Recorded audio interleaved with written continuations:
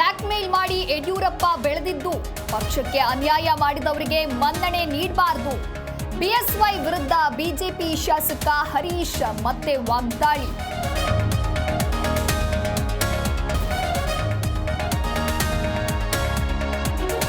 DKShi CM ಒಟ್ಟಿಗೆ ಇರುವಂತೆ ಖರ್ಗೆ ಸೂಚಿಸಿದ್ದಾರೆ.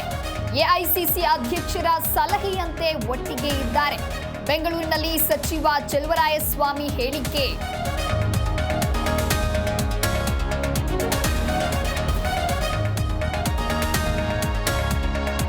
ಕೈ ಸಚಿವರಿಗೆ ರನ್ಯಾ ರಾವ್ ಕರೆ ಮಾಡಿರೋದು ಗೊತ್ತಾಗಿದೆ. ಮೂವರು ಸಚಿವರ ಸ್ಮಗ್ಲಿಂಗ್ ಲೇಡಿಯ ಜೊತೆಗೆ ಸಂಪರ್ಕದಲ್ಲಿ. ಬಿಜೆಪಿ ಶಾಸಕ ಭರತ್ ಶೆಟ್ಟಿ ಹೊಸ ಬಾಂಬ್.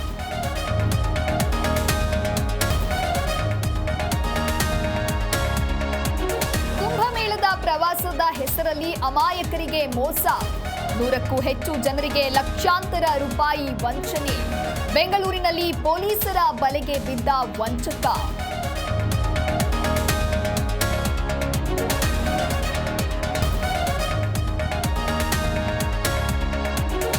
ಕೊಪ್ಪಳ ವಿದೇಶಿ ಮಹಿಳೆ ಮೇಲೆ ಅತ್ಯಾಚಾರ ಕೇಸ್.